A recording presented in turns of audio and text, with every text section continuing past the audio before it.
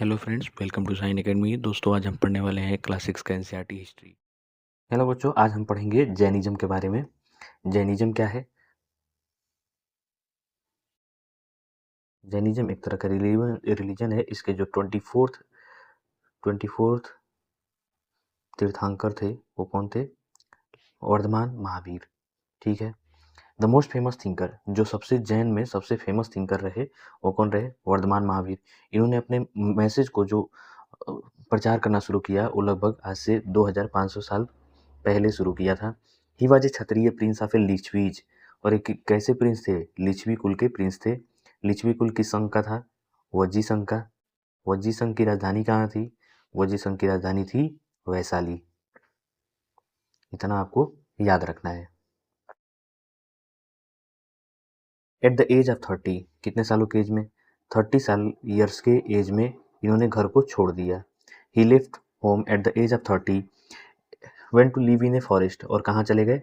जंगल चले गए, यानी कि फॉरेस्ट चले गए। फॉरेस्ट में इन्होंने क्या किया? 12 ईयर्स तक इन्होंने हार्ड लाइफ और लोनली अकेले रहे और ज्ञान प्राप्त के लिए इन्होंने तप करते रहे। और उसके उपरांत इन्हें 12 साल के बाद इन्हें इनलाइटमेंट हुआ और इस इनलाइटमेंट को कैवल्य कहा गया, यानी कि कैवल्य यानी कि ज्ञान की प्राप्ति हुई। ठीक है। इन्होंने एक सिंपल सा सिद्धांत दिया। सिंपल सा डॉक्ट्रिन क्या था इनका? कि men and women who wish to know the truth, जिन्हें सच्चाई जाननी है उन्हें क्या करना पड़ेगा? अपना घर छोड़ना पड़ेगा। सबसे पहला काम क्या होगा? Leave their homes to know the truth about life. They must follow very strictly the rules of. उसके बाद से दूसरे नंबर पे कहते हैं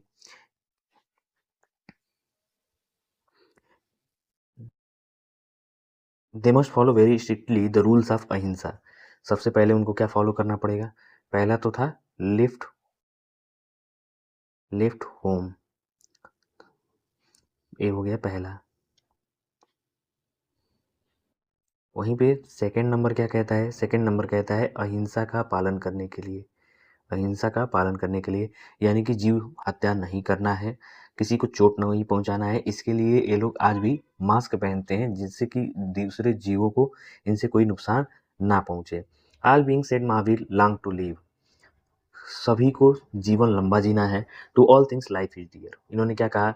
कि सभी चीज़ों के लिए लाइफ प्रिय है, सबको अपना जीवन प्यारा है, इसलिए हमें किसी को चोट नहीं पहुंचाना चाहिए। Ordinary people could understand the teaching of Mahavir. और इनके टीचिंग्स को जो ऑर्डिनरी साधारण लोग थे, राजाओं महाराजाओं के अलावा, वो लोग भी समझ जाते थे। क्यों समझ जाते थे? Because he use the language Prakrit. Prakrit क्या थी? उस समय की लोकल भाषा थी। लोकल लेवल पे जो भाषा बोली जाती थी उस भाषा को ही प्राकृत कहा गया। There were several forms of Prakrit used in different parts of the country. अलग अलग कंट्री में अलग अलग जगह पे अलग अलग तरह के प्राकृत भाषाओं का यूज होता था। अगर मगध में कोई प्राकृत भाषा बोल रहा है तो उस प्राकृत भाषा को मगधी कह दिया गया। ठीक है।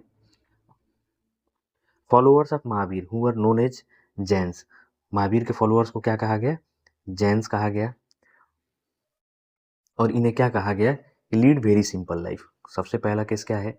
कि सिंपल लाइफ जियो। सिंपल लाइफ से इनका मतलब क्या है? चलिए उसको समझते हैं।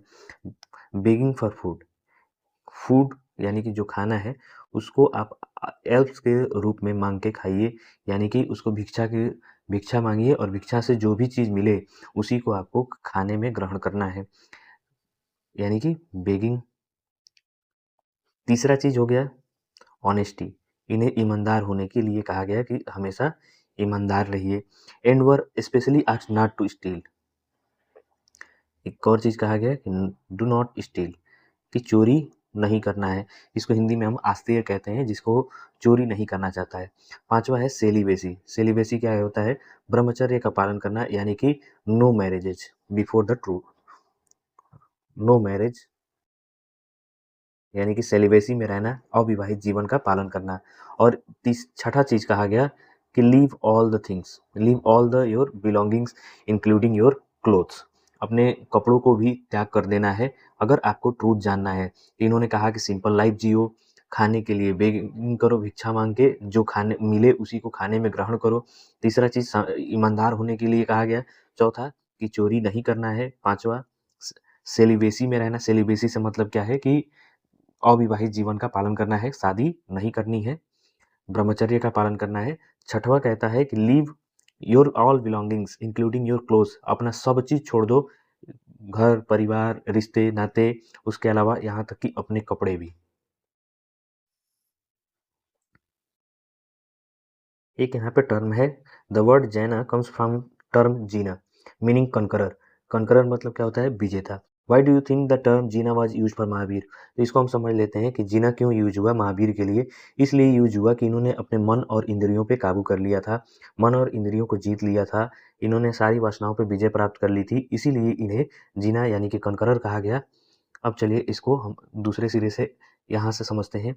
It was very difficult for most men and women to follow these strict rules. सबके, मेन हो या वुमेन हो, सबके लिए इन स्ट्रिक्ट रूल्स को पालन करना बहुत ज़्यादा कठिन हो रहा था। नेवरदलेस थाउजेंड लिव्ड देयर, फिर भी बहुत से लोगों ने अपना घर छोड़ा ज्ञान की खोज में और नए जीवन के तरीकों को लोगों को सिखाया। और जो पीछे छूट गए, जो पीछे रह गए, उन्होंने इन मोंक्स और नन्स को क्या किया? पीछे से सपोर्ट किया, इनको फूड दिया खाने के द्वारा और भी इनकी अलग अलग सहायताओं के द्वारा इनका साथ दिया। जैनिज्म और supported mainly by traders. Jainism किन के द्वारा सपोर्ट किया गया? मेनली जैनिज्म को सपोर्ट करने वालों में से थे ट्रेडर्स और फार्मर्स। अब जो ट्रेडर्स थे अपने सामानों को बचाने के लिए कीटनाशक का प्रयोग करेगा, फार्मर जो है अपने फसलों को बचाने के लिए कीटनाशक का यूज करेगा। अगर कीटनाशक का यूज नहीं करेगा तो उनकी फसलें बर्बाद हो जाएंगी। लेकिन ये जो अहिंसा वाला रूल था, इस अहिंसा के रूल के कारण इनको जैनिज्म को फॉलो करने में मुश्किलें ज़्यादा आ रही थी। ओवर 100 ऑफ ईयर, फिर भी कई सालों में जैनिज्म नॉर्थ इंडिया में भी फैला। उसके अलावा गुजरात, तमिलनाडु, कर्नाटक, इनके अलावा इनके जो teachings of Mahavir and his followers were transmit, और जो इनके महावीर के जो टीचिंग्स थे वो ओरली ट्रांसमिट होते रहे। कब तक? लगभग कई शताब्दियों तक ओरली इसको ट्रांसमिट करते रहे इनके जो शिष्य थे, इनके जो फॉलोअर्स थे, और महावीर के द्वारा भी। They were written down in the form in which they are presently available at a place called Vallabhi.